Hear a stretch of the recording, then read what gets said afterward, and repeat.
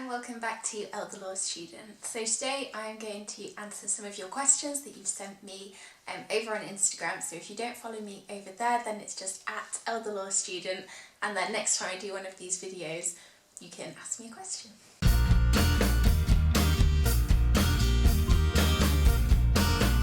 So I got quite a few questions through. I can't answer all of them, but what I will do is I've picked the questions that I was asked the most and I'll answer those ones, and also try and answer questions that fit into that question. So the biggest one was, what are Oxford doing about COVID-19? A lot of different things basically. We were all told to go home as soon as possible at the end of term. So our term finished around the 15th of March. All sort of big social events had been cancelled. At that point it was still kind of a case of we didn't really understand the severity of this. Finalists normally stay over the Easter vac because they have their exams in Trinity term, so final term of the year. So normally what would happen now is that all of the finalists, so the third and fourth years, would still be in Oxford. But they were all told to go home if they possibly could. In terms of next term, we've been told that we'll all be staying at home. We'll be doing online teaching. We'll see how that works. But the main thing is exams. The first year law students at the end of last term were supposed to stay for an extra week and do their law moderations, which is the first year exams, and they got told they were cancelled.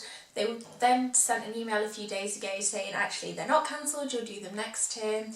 Finalists are all doing their exams online, but everything's all a bit up in the air. There's still a lot of things that need to be sorted.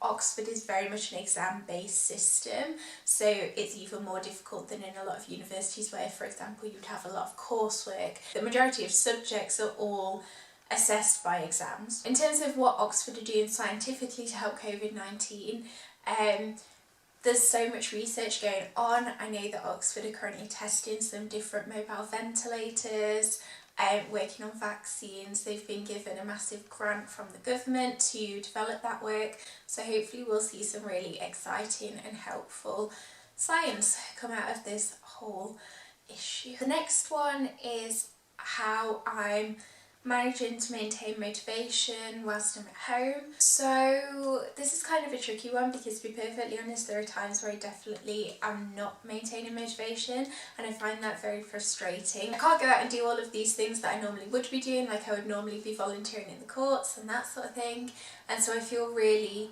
guilty that I've not actually been as on top of my work as I want to be. I just think it's important to focus on the fact that we are currently in a global crisis, and so it's okay if you're not at the top of your game, and that's something that I need to keep telling myself. I've been trying to be kind to myself. I think is the most important thing that I can do right now.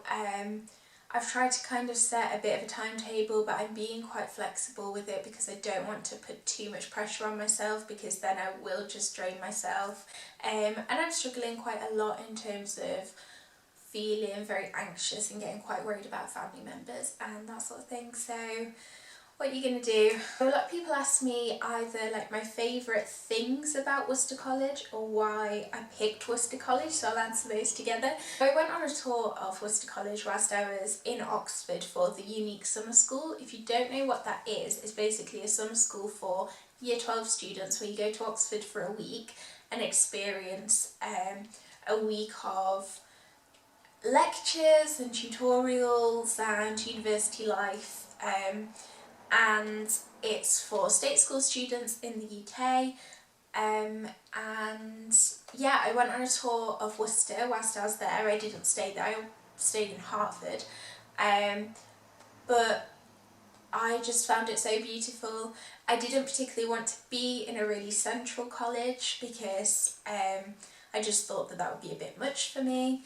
And by central I mean like in the city centre central, but also Worcester is very close to everything. Oxford's a very small place, so it's not like I'm out of the way. Oh, I think it was as well because it has a lot of kitchens, so some colleges don't have the option to have kitchens, and Worcester does. The green spaces are definitely my favourite thing, alongside the community of people there. Such a lovely bunch of people, and everybody has been really supportive throughout this time, even though we're not at university. How do the law tutorials work? This really depends on the tutor. So for some tutors, and these are my least favourite type of tutorials, go and it's 2 people to 1 tutor. One of you reads out your essay and the tutor critiques it as you're reading it, and the idea is that you can both learn from each other's successes and failures. Really not my favourite type of tutorial. I find those very stressful, and I don't find them massively helpful. Another type of tutorial is you have 2 to 3 students and 1 tutor, and basically you kind of talk about the reading that you've done that week. They'll ask you questions, try and push you, try and ask you what your opinion is on things, sort of play devil's advocate a bit and give you the alternative view, and they're really fun, and you kind of just come out of them having an understanding of that topic, because you kind of teach it to yourself by doing the reading and write the essay, and then you go there and it's almost like all of the creases have been ironed out. It's really nice. And then the final type of tutorial is one-to-one tutorials. I've only had these once, as in for 1 term. We spent the tutorial mostly going through the essay, working on writing technique, and then also kind of discussing interesting points of law that came up. But it really depends on the topic and the tutor and how many students there are and how much time everybody has. What is my favourite place in Oxford? I think my favourite place in Oxford is probably Port Meadow. Port Meadow is just a really big meadow. It's maybe a 15-minute walk away from Worcester along the canal. It's such a beautiful place, and you go there and you feel like you're in the middle of the countryside. You don't feel like you're right next to a big city centre. It's just a really peaceful place. There's lots of horses there. And yeah, I go there quite a lot for runs and walks and bike rides and all sorts. Alternatively, one of my other favourite places is G&D's, which is an ice cream parlour. All of the students love that place. I've got some really good memories of going there with my friends, and yeah, the staff there are always just super duper lovely. It's really cool, and if you ever go to Oxford you should definitely check it out. So something that I actually get asked quite a lot in my direct messages is, and I got asked this when I was asking for questions for this Q&A. That was a really roundabout way of saying it. It's, is there any possibility that you can change your degree once you've been accepted and once you're there?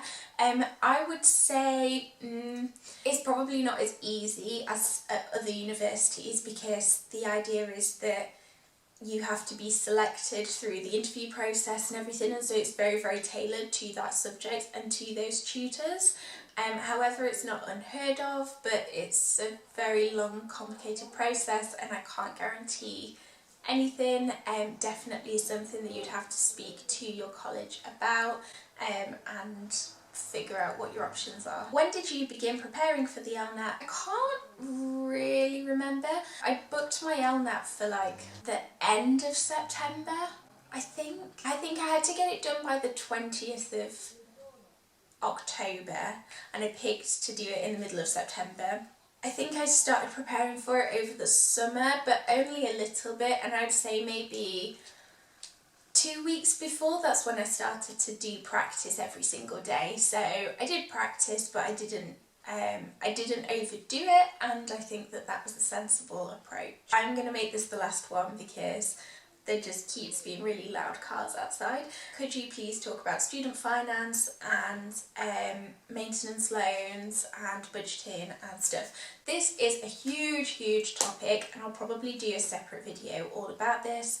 I'm not quite sure what you want me to talk about, but I'll just kind of go through the basics of finance now, and then I will do a completely separate video about it because it's a super important, big, scary topic. So if you're a UK student, what happens is you can apply for tuition loan and maintenance loan. So your tuition loan you don't ever see, that goes straight to the university. So the maximum tuition fee currently is £9,250 a year. That's what most universities charge, and so what happens is that you apply for it and the government will automatically give you that, but they pay it straight to the university. You don't see that money ever. Then once you start earning over a certain amount, you start paying that back. It doesn't work like a regular debt because it doesn't affect your credit score or anything like that. If you haven't paid it off after 30 years, I think, it gets written off, so it doesn't matter. So then the maintenance loan is slightly different because that's based on your household income. I don't know the different bands of it, but I think it's like the minimum is about £1,000 a term, bit more than that, and the maximum is about £3,000 a term, probably more than that. I really don't know. Again, that works in the same way, but that goes to you. It doesn't go to the university, that goes to you, and you pay it off in the same way, and it's just basically to help you with your accommodation and your food and all that kind of good stuff. Also, Oxford in particular have a lot of funding, and so there's something called the Oxford Bursary, which you automatically get if your household income is below a certain level, and then we have lots of different scholarships and that sort of thing, which is why I'll probably do a separate video about it if you think that would help. I hope that was somewhat helpful. I'll see you all really soon, and I hope that you're all staying happy and healthy. A final note, I filmed a video for the That University Student channel, which is formerly the Oxford Girl, and now I'm part of the That University Student campaign, which is so exciting. But I filmed a video for Tilly, so I'll link that down below. You should definitely go and look at that and subscribe to the That University Student YouTube channel because it's really cool. Okay, I will see you soon. Bye!